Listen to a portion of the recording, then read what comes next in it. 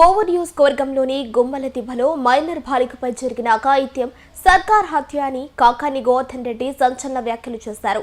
గంజాయి మధ్యలో యువత అరాచకాలు సాగిస్తుంటే ప్రభుత్వం నిమ్మకు నీరెత్తినట్లు వ్యవహరిస్తోందని మండిపడ్డారు. బాలిక విషం తాగిన వెంటనే స్టమక్ వాష్ చేసే కనీస సౌకర్యం కోవూరు ఆసుపత్రిలో లేకపోవడం ఘోరమని, నెల్లూరులో మెరుగైన వైద్యం అందించకుండా చెన్నైకి ఎందుకు పంపించారో పోలీసులు సమాధానం చెప్పాలని డిమాండ్ చేశారు.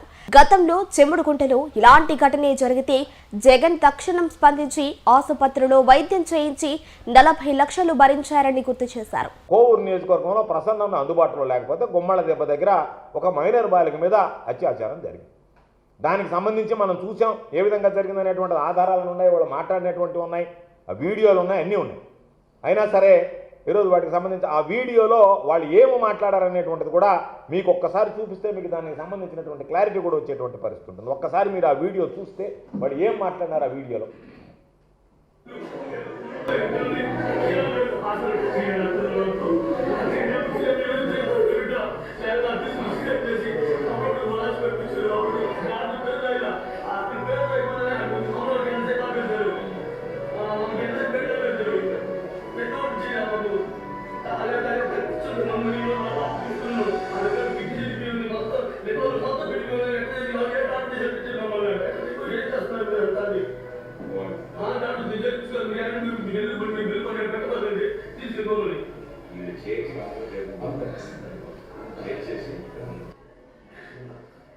వాళ్ళు అక్కడికి వెళితే మెడ్రాస్కి వెళితే దానిలో నా బిడ్డ ఈరోజు చనిపోయింది, దానికి కారకులు ఈ ప్రభుత్వం పోలీసులు అని చెప్పి ఆయన చెప్పడం జరిగింది. మేము మిమ్మల్ని అడిగేది సూటిగా, ఈరోజు గుమ్మల దెబ్బకు సంబంధించి జరిగినటువంటి సంఘటన ఏంటి?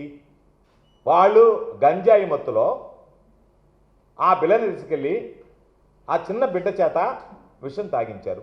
అది మీరు ఒప్పుకుంటున్నారు తాగించారని. ఆ తర్వాత ఏం జరిగిందనేటువంటిది పోలీసు విచారణ లేకుండా, దాని గురించి పట్టించుకోకుండా, కనీసం ఈ ప్రభుత్వానికి పోలీసుకి ఏదైనా సరే అసలు ఈ రాష్ట్రంలో పరిపాలన ఉంది అనేటువంటిది ఉంటే, చిన్న బాలిక మీద అఘాయిత్యం జరిగితే ఆ బాలికను తీసుకెళ్ళి కోవూరు హాస్పిటల్లో పెట్టారు.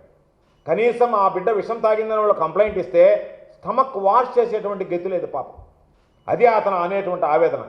వాళ్ళు కనీసం ఆ బిడ్డ తీసుకున్నటువంటి విషయాన్ని కక్కించుంటే, నా బిడ్డ కిడ్నీలు పాడయ్యాయి, మీరు ఈరోజు తీసుకొస్తారా మా దగ్గరికి అని చెప్పి మాట్లాడారు డాక్టర్లు అని చెప్పి. అంటే మీరు నేరుగా తీసుకెళ్ళి అక్కడ అంటే నిర్లక్ష్యంగా ప్రభుత్వ యంత్రాంగం కానీ పోలీసులు కానీ ఎంత నిర్లక్ష్యంగా వ్యవహరించారంటే, గంజాయి మత్తులో ఉన్నటువంటి ఆ మైనర్ బాలురు ఎవరైతే ఉన్నారో వాళ్ళు మైనర్ బాలిక మీద అఘాయిత్యానికి పాల్పడి విషం తాగిస్తే, విషం తాగించారని చెప్పి ఆ బాధితుల తల్లిదండ్రులు తీసుకొచ్చి మీ దగ్గర ఫిర్యాదిస్తే, వాళ్ళే ఆ మైనర్ బాలుని తీసుకొచ్చి మీకు అప్పచెప్తే మీరు నేరుగా కోవూరు హాస్పిటల్కి పంపించి, కోవూరు హాస్పిటల్ నుంచి వాళ్ళు మా వల్ల కాదంటే నెల్లూరు హాస్పిటల్కి తీసుకొచ్చి, నెల్లూరు హాస్పిటల్లో పాపం ఆ పాపకు సంబంధించినటువంటి పరిస్థితి విషమంగా తయారు కావడంతో హడావిడిగా నెల్లూరులో ప్రైవేట్ ఆసుపత్రిలో చేరిస్తే మీ భాగవతం అంతా బయటపడుతుందని చెప్పి, మీ బొంకంతా బయటపడుతుందని చెప్పి నేరుగా మెడ్రాస్లో స్టాన్లీ హాస్పిటల్కి మార్చారు. వాళ్ళు అడిగేది ఏంటి? నెల్లూరులో హాస్పిటల్ లేవా, మాకు రక్షణ లేదా? ఇక్కడ ప్రభుత్వ వైఫల్యం, పోలీసు వైఫల్యం ఏంటి? మీరు ఆ గంజాయికి సంబంధించి ఈరోజు పట్టణాల్లో ఉండేది, అవి చిన్నగా సిటీస్కి వచ్చాయి, అక్కడి నుంచి గ్రామీణ ప్రాంతాలకు వచ్చాయి. మీరేం చెప్పాడు చంద్రబాబు? ఒక్క నెల రోజుల లోపల మీ గంజాయి రహిత ఆంధ్ర రాష్ట్రం అన్నాడు. మరలా 3 నెలలు అన్నాడు. ఒక ఆడదాని మీద కనుక చేయబడితే అది వాడికి ఆఖరి రోజు అన్నాడు. ఇవన్నీ చెప్పిన తర్వాత ఈరోజు గంజాయి విచ్చలవిడిగా గ్రామాలకు పాకుతుంటే, ఆ గంజాయి మత్తులో యువత ఈ విధంగా పెడదారిన పడుతుంటే, దానికి ఆ గంజాయి నిర్మూలించడంలో వైఫల్యం చెందినటువంటి ఈ ప్రభుత్వం బాధ్యత వహించాలా లేదా? దీనికి సంబంధించి సర్కారీ హత్య కాదా? దీనికి ఎవరు బాధ్యత వహించాలా? నెంబర్ 1. నెంబర్ 2, ఈ ఇన్సిడెంట్ జరిగిన తర్వాత మీరు ఎటువంటి చర్యలు తీసుకున్నారు? ఏమి నెల్లూరులో ప్రైవేట్ హాస్పిటల్కి ఎందుకు తీసుకువెళ్ళలేకపోయారు? ప్రభుత్వ ఆసుపత్రులు మీకు వైద్య పరికరాలు లేకపోతే, వైద్యులు లేకపోతే? ఈరోజు మీరు నేర్చుకోండి. పరిపాలన లేకపోతే మా మీద పడి అల్లాడటం కాదు, మా మీద గురించి మాట్లాడడం కాదు. ఈరోజు కావాలంటే నెల్లూరు జిల్లాలో విచారణ చేయించండి. ఇటువంటి సంఘటనే చెంగుడుగుంట దగ్గర 2023లో జరిగితే, జగన్మోహన్ రెడ్డి గారు ముఖ్యమంత్రిగా ఉన్నటువంటి వైఎస్ఆర్ కాంగ్రెస్ పార్టీ ప్రభుత్వ హయాంలో ఒకడు వెళ్ళి ఒక మైనర్ బాలికల దగ్గర ఆ బాత్రూంలో ఉన్నటువంటి యాసిడ్ తాగిస్తే, జగన్మోహన్ రెడ్డి గారి దృష్టికి వెళ్ళకముందే మేము జిల్లా కలెక్టర్ గారితో మాట్లాడాం. జిల్లా కలెక్టర్ గారు నేరుగా తీసుకొని నెల్లూరు అపోలో హాస్పిటల్లో పెట్టాడు. వాళ్ళ చేతిలో 50,000 రూపాయలు డబ్బులు ఇచ్చాడు ఖర్చులకి. మొత్తం వైద్య ఖర్చులన్నీ ప్రభుత్వం భరిస్తుంది, జిల్లా యంత్రాంగం భరిస్తుంది అని చెప్పాం. నేరుగా జగన్మోహన్ రెడ్డి గారు ఆ రోజు సంఘం నెల్లూరు బ్యారేజీలో ఓపెనింగ్కి వస్తే ఆయన దగ్గర ఈ విషయం వెల్లడిస్తే ఆయన ఎంత ఇచ్చారు మీరంటే ఆ పిల్లలకు సంబంధించినటువంటి మందుల ఖర్చులకైతే ఏమీ వాళ్ళకి 50,000 రూపాయలు ఇచ్చామంటే 5 లక్షల రూపాయలు డబ్బులు ఇవ్వండి ఆ కుటుంబానికి. ఆ కుటుంబం రావడానికి పోవడానికి అవసరమైనటువంటి వైద్యానికి ప్రతి రూపాయి మీరు ఇవ్వండి, ఎంత అయినా సరే ప్రభుత్వం భరిస్తుందని చెప్తే నేరుగా డాక్టర్ల దగ్గరికి వెళ్ళి ఆ కుటుంబానికి 5 లక్షల రూపాయలు ఇచ్చి అదే రోజు గంట లోపల ఆ కుటుంబాన్ని పిలిచి చెక్కిచ్చి ఆ కుటుంబంలో అయ్యా నాకు మెడ్రాస్కి వెళ్ళే స్తోమత కూడా లేదు అంటే 5 లక్షల రూపాయలు వాళ్ళకి డబ్బులు ఇచ్చి నేరుగా వాళ్ళని తీసుకువెళ్ళి ఇక్కడి నుంచి అంబులెన్స్లో అక్కడికి చేర్చి అంబులెన్స్లో అక్కడికి చేర్చిన తర్వాత 30 లక్షల రూపాయలు అక్కడ ఆ రోజు ఉన్నటువంటి ప్రభుత్వ ఉన్నటువంటి కార్పొరేట్ హాస్పిటల్ మెడ్రాస్ అపోలోలో 30 లక్షల రూపాయల బిల్లు సీఎం రిలీఫ్ ఫండ్ నుంచి చెల్లించాం. సరే ఆ అమ్మాయి పాపం బ్రతకలేదు, అది వేరే విషయం. కడుపులో ఉండేటువంటి ఆ అమ్మాయికి ఇచ్చినటువంటి దానివల్ల ఇంటెస్టైన్ మొత్తం కాలిపోయింది కాబట్టి ఉండ చుట్టుకున్నాయి కాబట్టి బతకలేదని చెప్పారు. మొదటి నుంచి కూడా పాపం అనేక రకాలైనటువంటి ప్రయత్నాలు చేశారు. మేము వదిలిపెట్టలేదే, ఆ అమ్మాయి బ్రతకదని చెప్పి నెల్లూరు అపోలోలో చెప్పినప్పుడు వదిలేదే, చూసాం చివరి వరకు. మెడ్రాస్ హాస్పిటల్కి తీసుకెళ్ళాం. మీలాగా కనీసం పట్టించుకోకుండా వదిలేసి మళ్ళా మీరు మాట్లాడడానికి మీకు నైతిక హక్కు ఎక్కడుంది? దీనికి ఎవరు సమాధానం చెప్తారు? ప్రభుత్వం సమాధానం చెప్తుందా, పోలీసులు సమాధానం చెప్తుందా? రెండు ప్రభుత్వాల మధ్య ఉన్నటువంటి వ్యత్యాసం గమనించండి.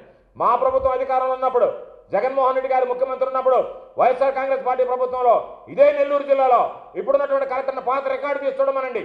చెముడుగుట్టలో జరిగినటువంటి సంఘటనలో ఇదేటువంటి సంఘటన జరిగితే మైనర్ బాలిక మీద ఆ రోజు ఇదే విధంగా అఘాయిత్యం జరిగితే వెంటనే దానికి సంబంధించి అన్ని విధాలు ఆదుకున్నాం. నేరుగా తీసుకెళ్ళి నెల్లూరు అపోలోలో పెట్టాం. నెల్లూరు అపోలో నుంచి వాళ్ళ అంబులెన్స్లో మెడ్రాస్ అపోలోకి మార్చాం. 30 లక్షల రూపాయలు ఆ కుటుంబానికి సంబంధించినటువంటి ప్రతి రూపాయి ఆసుపత్రి ఖర్చులు ప్రభుత్వం భరించింది. ఆ కుటుంబానికి 5 లక్షల రూపాయలు పాపం రావడానికి పోవడానికి రవాణా ఛార్జీలకు వాళ్ళకి అవసరమైనటువంటి ఖర్చులకు ఇచ్చాం. అది నెల్లూరులో ఉండేటువంటి హాస్పిటల్ బిల్లు మొత్తం జిల్లా కలెక్టర్ గారిని కట్టమన్నాం. జిల్లా కలెక్టర్ గారు భరించాడు. కాబట్టి ఆ విధంగా పరిపాలన ఉండాలి తప్ప దాన్ని మేము ప్రశ్నిస్తే మేము పోతే దాన్ని మీరు పోయారు కాబట్టి ఈ ప్రభుత్వాన్ని పోలీసులను విమర్శించారు. కాబట్టి ప్రభుత్వాన్ని పోలీసులను విమర్శించారు కాబట్టి ఆయన ఎవరో ఒక ఆయన నగర అధ్యక్షుడు అంట, బాధితులు ఎవరిలే నగర అధ్యక్షుడు అయ్యా గోవర్ధన్ రెడ్డి వచ్చాడు మాట్లాడాడు ప్రభుత్వానికి వ్యతిరేకంగానని చెప్పి దాని మీద ఆయన ఇచ్చినటువంటి దాని మీద ఈరోజు ఫిర్యాదు నమోదు చేశారు. నేను అడుగుతున్నా, నేను వెళ్ళా, వక్ఫ్ బోర్డు చైర్మన్ వెళ్ళాడు, ఎమ్మెల్యే గారు వెళ్ళారు, వీళ్ళందరి మీద మీరు కేసులు నమోదు చేయరా? నాకన్నా ఎక్కువగా మాట్లాడారు. నేను ఆ అమ్మాయి పేరు ఎత్తలే, నాకు పోక్సో యాక్ట్ గురించి తెలుసు, నేను చదువుకున్నటువంటి వాడినే. ఆ కుటుంబ సభ్యుల పేర్లు ఎత్తలే, వాళ్ళు ఇంటి ముందు మాట్లాడలే, ఇంటికి దూరంగా వచ్చి మాట్లాడా. ఇంట్లో మాట్లాడారు, ఇంటి ముందు మాట్లాడారు, కుటుంబ సభ్యులతో కలిసి మాట్లాడారు. వాళ్ళనేమో వదిలిపెట్టి నా మీద మరొక కేసు బనాయించారు. అంటే మీ ఉద్దేశం ఏమిటంటే మిమ్మల్ని ప్రశ్నిస్తే కేసులు, లడ్డు వ్యవహారంలో మిమ్మల్ని అడగకూడదు. మీకు సంబంధించినటువంటి గంజాయి విషయంలో ఈరోజు పాపం ఆ బిడ్డ ఈ ప్రభుత్వ నిర్లక్ష్యానికి పోలీసుల వైఫల్యానికి బలైతే మేమేమన్నాం? పోలీసులను మీరు అడ్డదారులు, ఇప్పటికే మీరు తప్పులు చేశారు, దాన్ని నీరు గారుస్తున్నారు, ఆ కేసును నీరు గార్చి మీరు ఎందుకు మెడ్రాస్ను మార్చారు? ఇక్కడ ఉంటే ఇష్యూ అవుతుంది కాబట్టి ఆ పాప చనిపోయిన పర్వాలేదు, ఇష్యూ లేకుండా పోతే సరిపోతుందని పోలీసులు హడావుడిగా మెడ్రాస్కు తీసుకెళ్ళారు. నెల్లూరులో వాళ్ళు అడుగుతున్నారు అన్నమాట, దానికి సమాధానం చెప్పండి. ఈరోజు ఆ బిడ్డ తండ్రి అడుగుతున్నారు, దానికి సమాధానం చెప్పండి. మా మీద కేసులు పెట్టడం కాదు, ఆ బిడ్డ తండ్రి ఆవేదన, మీరు చేసినటువంటి నిర్వాహకం. కనీసం ఇక్కడ ఉండేటువంటి వాళ్ళు వాళ్ళ పేరు కూడా రాకపోతే పోలీసులు ఆపారు. మీకు ఇచ్చినటువంటి కేసు షీట్లో పేరు లేదని చెప్పి ఆపారు. అంటే ఎంత నిర్లక్ష్యంగా మీరు వ్యవహరించారు ఆ బిడ్డ పట్ల. ఆ బిడ్డ చనిపోవడానికి కారకులు మీరు కాదా? దానికి మీరు సమాధానం చెప్పాల్సినటువంటి అవసరం లేదా అని మేము అడిగితే దాని మీద మా మీద కేసు పెట్టి మమ్మల్ని ఏదో ఒక విధంగా అరెస్ట్ చేసి జైలుకి పంపించి మమ్మల్ని భయప్రాంతులు చేసి మేము ప్రశ్నించకూడదు, ప్రశ్నిస్తే ఇబ్బంది అన్నట్టుగా మీరు వ్యవహరిస్తున్నటువంటి తీరు ఏదైతే ఉందో దాన్ని ఖండిస్తున్నాం, గర్హిస్తున్నాం. తప్పనిసరిగా మీకు 2 విషయాలు చెప్తున్నా, గుర్తుంచుకోండి. మీ ఆలోచన విధానం ఏ విధంగా ఉంది అంటే మేము మమ్మల్ని ప్రశ్నిస్తే మేము కేసులు పెడతాము అని చెప్పి కూటమి ప్రభుత్వం చంద్రబాబుతో సహా పోలీసులు వ్యవహరిస్తున్నారు. పోలీసుల పనితీరు కూడా అదే విధంగా ఉంది. నేను చంద్రబాబుకి, కూటమి పెద్దలకి, పోలీసులకు చెప్పేది, మీరు ఎన్ని కేసులు పెట్టినా మేము ప్రశ్నిస్తూనే ఉంటాం తప్ప మేము భయపడాం. మీ ఉడత బెదిరింపులకు భయపడేటువంటి పిరికి వాళ్ళం కాదు.